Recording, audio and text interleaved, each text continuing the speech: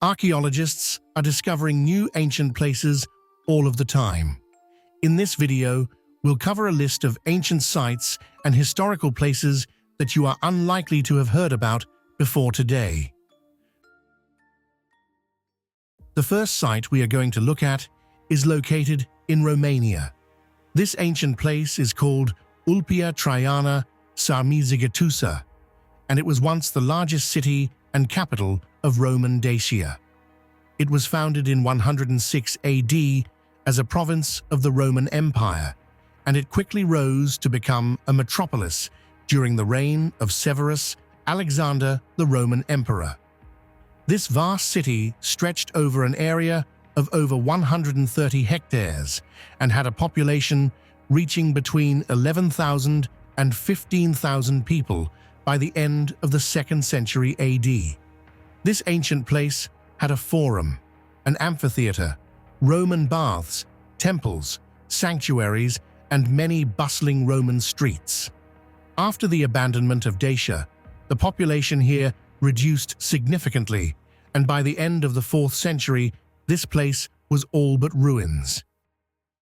Around 8,000 kilometers away in South Korea, there are 7 tumuli complexes. Collectively named Gaya Tumuli, this ancient place consists of cemetery sites with burial mounds attributed to the Gaya Confederacy, which developed in the southern part of the Korean peninsula from the 1st to the 6th centuries AD. The 7 cemeteries are the burial grounds for the top leaders of 7 Gaya political organizations. The cemeteries are all located on elevated terrain and are home to densely clustered tombs constructed over a long period. The cemeteries all feature a particular kind of stone-lined burial chamber and have produced a distinctive form of pottery. Other grave goods have been discovered, such as iron weapons reflecting similar levels of military power and trade goods imported and exchanged within the Gaya Confederacy. And in 2023, these 7 tumuli complexes were recognized as a UNESCO World Heritage Site. Our next ancient place is back in Europe, located in the commune of Essay, in France. This megalithic site is called La Roche-aux-Fées, or in English, the Fairies' Rock. Its name comes from a local legend that the stones were placed by fairies. The dolmen consists of more than 40 stones, forming a corridor 4 times longer than it is wide. It is about 20 meters long, and there are around 48 blocks, of which the heaviest weighs about 45 tons. The interior is divided into 2 separate chambers. The original structure would have been covered with a mound of stones and earth, and it is thought that it dates back to between 3000 and 2500 BC, making this ancient place a staggering 5,000 years old. Interestingly, its northwest-southeast axis is on an alignment with the sunrise at the winter solstice, and nobody knows exactly why. Located on top of a place called Seefin Hill in Ireland, you'll find the Seefin Passage Tomb. This large stone cairn is believed to be a passage grave, measuring roughly 24 meters in diameter and 3 meters in height. Although the rocks have been disturbed over time, this place is remarkably intact. There are large curbstones around the base of the tomb, and the tomb has a passageway which is 7 meters long. At the end of the passage, it opens up into a chamber with 5 different compartments. Archaeologists have found several carved decorations in a lozenge shape, as well as carved lines and quartz stones. It is believed the tomb dates to around 3300 BC, during Ireland's Neolithic period. Interestingly, when it was excavated in 1931, apart from the carvings, no artifacts or human remains were found, suggesting that no one was ever buried there, or that the remains were later removed. Our next destination sees us head over to Bulgaria, to a prehistoric archaeological site of Durankulak. This place was first inhabited by the Hamangia culture, from the middle of the 6th millennium BC and were the first manifestation of the Neolithic life in Dobruja, some 8,000 years ago. The Hamangia people were small-scale cultivators and plant collectors who built houses, made pottery, herded and hunted animals. By 4700 BC, the stone architecture was already in general use and became a characteristic phenomenon in this settlement that was unique in Europe.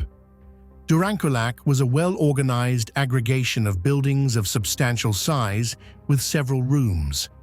The buildings were coherently laid out according to a plan, and that was repeated over several successive generations of house reconstructions.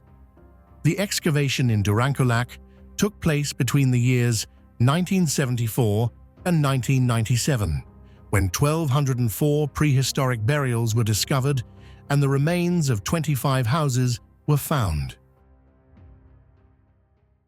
Remaining in Bulgaria, our next destination is the archaeological site of Solnitsata, or in English, the Salt Works.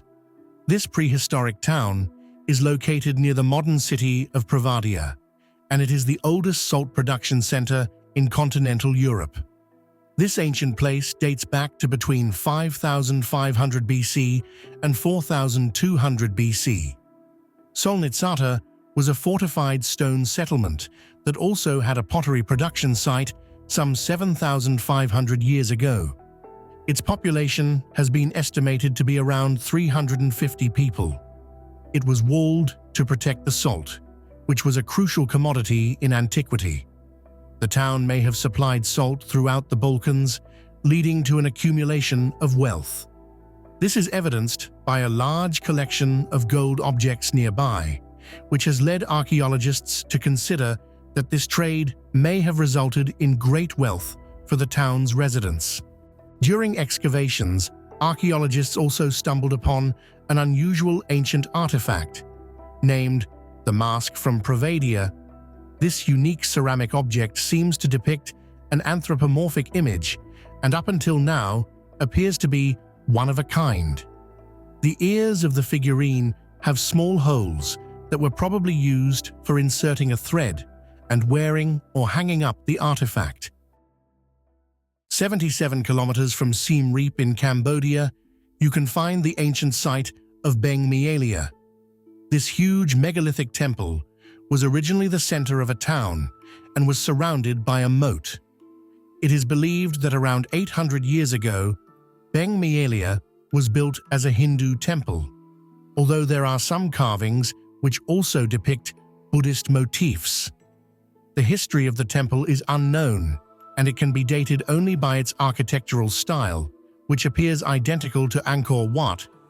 This has led scholars to assume it was built during the reign of King Suryavarman II.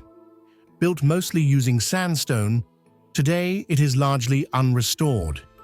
It sits 7 kilometers away from the Angkorian sandstone quarries of Phnom Kulen.